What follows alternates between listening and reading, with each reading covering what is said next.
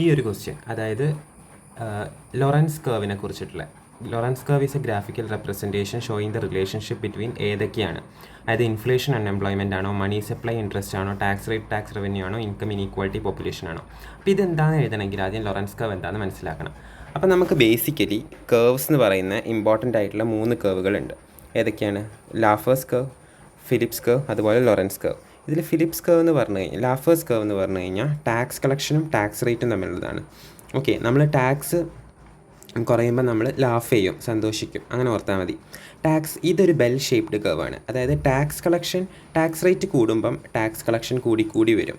ഒരു പോയിൻ്റ് എത്തിക്കഴിഞ്ഞാൽ പിന്നെ ടാക്സ് കളക്ഷൻ കൂടിയാലും ടാക്സ് റേറ്റ് കൂടിയാലും ടാക്സ് കളക്ഷൻ കുറയുക ചെയ്യും. അതായത് നമ്മളൊരു സാധനം മേടിക്കുക, അപ്പോൾ ടാക്സ് ഉണ്ടെങ്കിൽ നമ്മൾ കൊടുക്കും, ഒരു പരിധി വരെ കൊടുക്കും.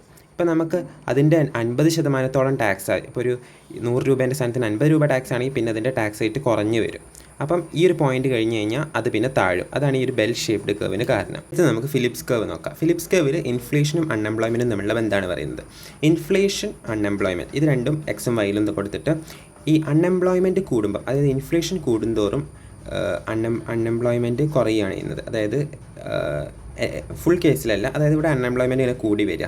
അപ്പോൾ അൺഎംപ്ലോയ്മെൻറ്റ് ഇങ്ങനെ കൂടി വരുമ്പം അവിടെ ഇൻഫ്ലേഷൻ ഇങ്ങനെ കുറവാണ്. ഇതാണൊരു പെർഫെക്റ്റ് കണ്ടീഷൻ. അതായത് ഇൻഫ്ലേഷനും അൺഎംപ്ലോയ്മെൻറ്റും ബാലൻസിൽ നിൽക്കുന്നത്. ഓക്കെ, ഇനി അൺഎംപ്ലോയ്മെൻറ്റ് കുറവാണെങ്കിലോ, അപ്പോൾ ഇൻഫ്ലേഷനും കുറവായിരിക്കും, പക്ഷെ ഒരു പോയിൻ്റ് കഴിഞ്ഞ് കഴിഞ്ഞാൽ അങ്ങനെ കുറഞ്ഞു വരും. അപ്പോൾ ഇവിടെ ഒരു സീസോ ഷേപ്പിലുള്ളൊരു കർവാണ് വരുന്നത്. അപ്പോൾ ഇതാണ് അതിൻ്റെ ഒരു ബാലൻസ് കണ്ടീഷൻ. അപ്പം ഇൻഫ്ലേഷനും അൺഎംപ്ലോയ്മെൻറ്റുമാണ് ഫിലിപ്സ് കർവ്. ഇനി ലോറൻസ് കർവാണ് നമുക്ക് ക്വസ്റ്റ്യനിൽ ചോദിച്ചിട്ടുള്ളത്. അത് ഇൻകം ഇനീക്വാലിറ്റിയും പോപ്പുലേഷനും തമ്മിലുള്ളതാണ്. ഇതാണ് ലൈൻ ഓഫ് ഇനീക്വാലിറ്റി. ഇവിടെയാണ് നമ്മൾ ഗിന്നി കോയിഫിഷ്യൻറ്റിനെ കുറിച്ചിട്ടൊക്കെ പറയുന്നത്. ഇതിനാണ് ഇനീക്വാലിറ്റി കർവ് എന്ന് പറയുന്നത്. ചിലപ്പോൾ ഈ കർവ് ഇങ്ങോട്ടായിട്ടാവും, ഇത് ഇങ്ങോട്ടായിട്ടാവും. നേരെ വരുമ്പോൾ അത് ഇക്വാലിറ്റിയാണ്. പെർഫെക്റ്റ് ഇക്വാലിറ്റി ആണെങ്കിൽ ഇത് 0 ആയിരിക്കും. പെർഫെക്റ്റ് ഇനീക്വാലിറ്റി ആണെങ്കിൽ ഇത് 1 ആയിരിക്കും. അതാണ് ഗിന്നി കോയിഫിഷ്യൻ്റെ വാല്യൂ ഓൾവേസ് ബിറ്റ്വീൻ 0 and 1 ആയിരിക്കും.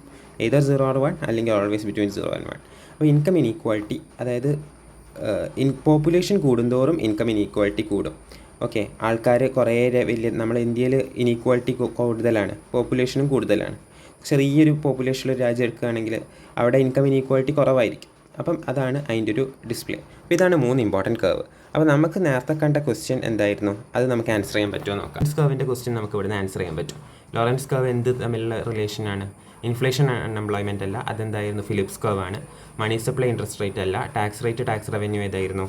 ആദ്യം പറഞ്ഞ ലാഫേഴ്സ് കർവ്. ടാക്സ് കൂടുമ്പോൾ നമ്മൾ ചിരിക്കും, അല്ല കുറയുമ്പോൾ ചിരിക്കും. പിന്നെ ഇൻകം ഇനീക്വാലിറ്റി പോപ്പുലേഷൻ, അതാണ് അതിൻ്റെ കറക്റ്റ് ആൻസർ. ഓക്കെ, അതാണ് അതിൻ്റെ കറക്റ്റ്.